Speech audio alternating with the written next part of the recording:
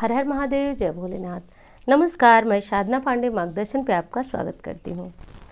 दोस्तों, कार्तिक का स्नान जो है वो कब से शुरू होगा, वैसे तो मैं बता चुकी हूँ, लेकिन कुछ हमारी बहनें जानना चाहती हैं कि आप डेट से बताइए। तो देखिए, 9 तारीख से 9 अक्टूबर से जो कि रविवार का दिन पड़ रहा है, इस दिन से हम कार्तिक स्नान करना शुरू करेंगे, कार्तिक नहाना शुरू करेंगे। तो अब रविवार जो पड़ता है उसमें पूजन कैसे करेंगे, क्योंकि प्रायः तो मना किया जाता है कि रविवार है तो तुलसी को मत पूजिए, मत स्नान कराइए, मत जल दीजिए।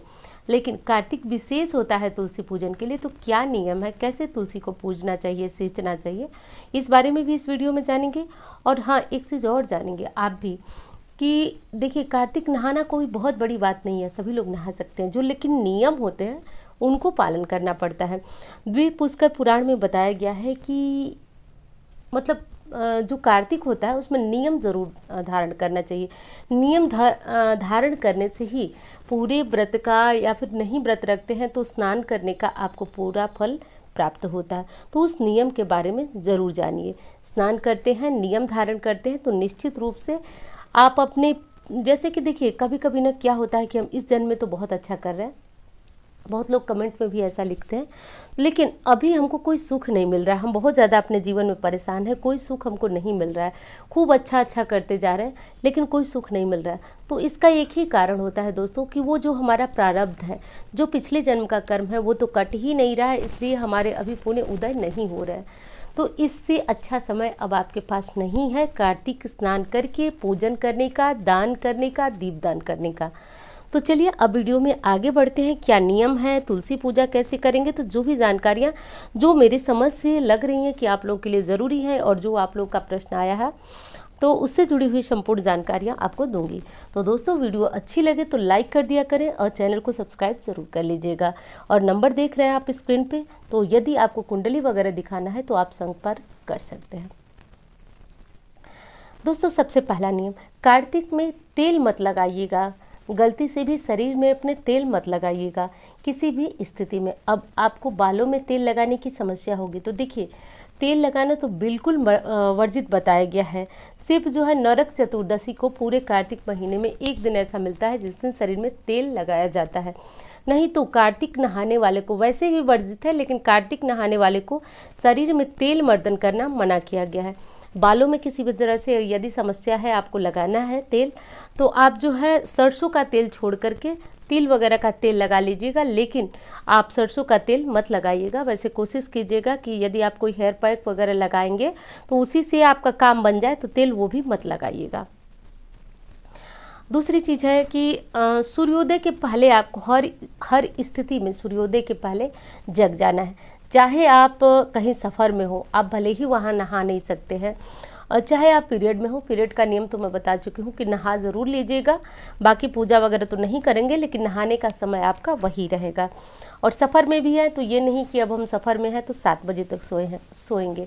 वैसे ही हमारी आदत होती है, जब हम कहीं जाते हैं, हमारा मतलब हम लेट से पहुंचते हैं तो थोड़ा लेट से सो लेते हैं, सबकी आदत होती है, आपकी हमारी सबकी, तो थोड़ा लेट से सो लेते हैं। लेकिन ऐसा मत कीजिएगा, आप भले ही सफ़र में हैं, लेट से पहुंच रहे हैं, लेकिन सूर्योदय के बाद आपको नहीं सोना है, इस चीज़ का ध्यान रखिएगा, क्योंकि आप कार्तिक के नियम में बंधे हुए हैं। भले ही किसी कारण से आप एक दिन सुबह स्नान नहीं कर पाए, यात्रा के दौरान कैसे भी छूट गया, तो सोना नहीं है, ध्यान रखिएगा। एक चीज़ और है दोस्तों कि कार्तिक स्नान करने में यदि आपको लक्ष्मी कृपा चाहिए, वैसे तो हर गृहस्थ धर्मी को चाहिए ही चाहिए, तो आप भगवान विष्णु के सामने ना तिल के तेल का सुबह और शाम दोनों दीपक जलाइए, क्योंकि कहा जाता है ना कि भगवान विष्णु को तिल बड़ा प्रिय है, क्योंकि इन्हीं का अंशावतार अंश से निकला हुआ तिल माना जाता है।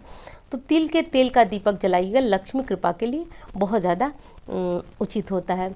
और हाँ, कई और उपाय हैं यदि समय मिला कि लक्ष्मी कृपा कैसे पाई जाती है, क्योंकि एक चीज़ तो समझिए, जहाँ पे आप नारायण की पूजा कर रहे हैं, नारायण को पूज रहे हैं, उनके महीने में स्नान कर रहे हैं, वो भी ब्रह्म मुहूर्त में, अपने आप ही बहुत पॉजिटिव ऑरा होता है, तो उसमें लक्ष्मी कृपा के लिए बहुत सारे उपाय किए जाते हैं, जो कि पिछली बार मैं वीडियो में बता चुकी हूँ।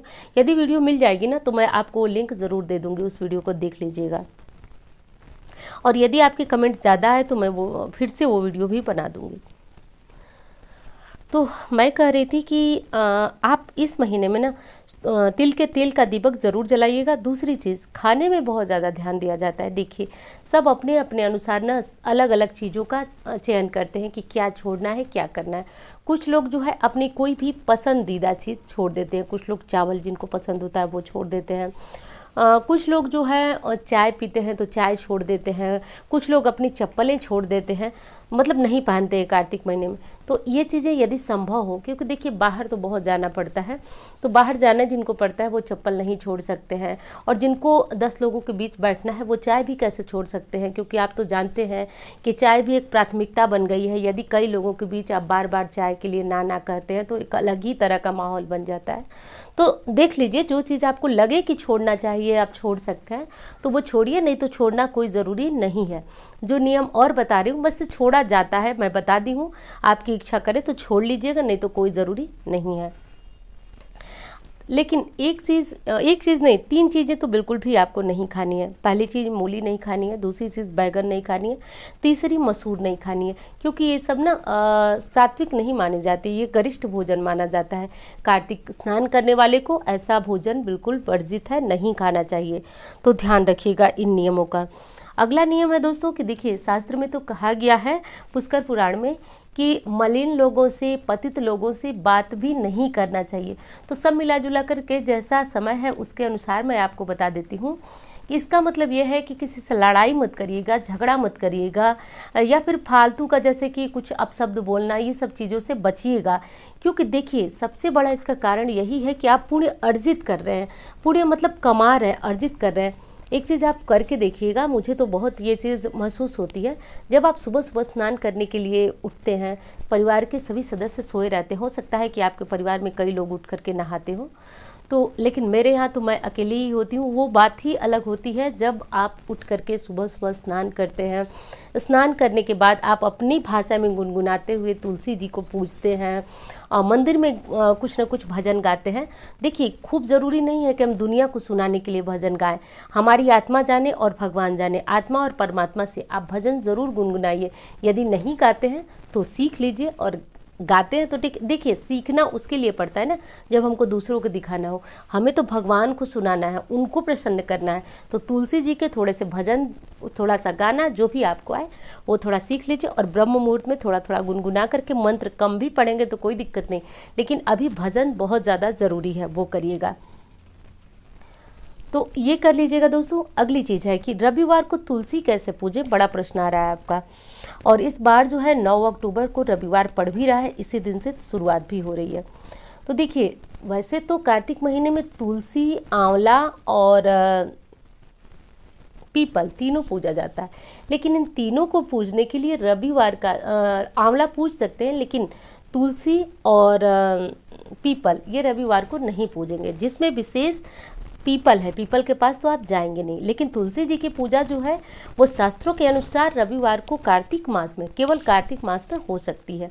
लेकिन मैं बता देती हूँ मैं कैसे करती आई हूँ, वो आप देख लीजिए, सुन लीजिए। देखिए, मैं जल छोड़कर बाकी दीपक लगाती हूँ, भजन गाती हूँ वहाँ, मतलब जैसे मैं 2 मिनट का समय देती हूँ तो आप वो चीज़ कर लीजिएगा।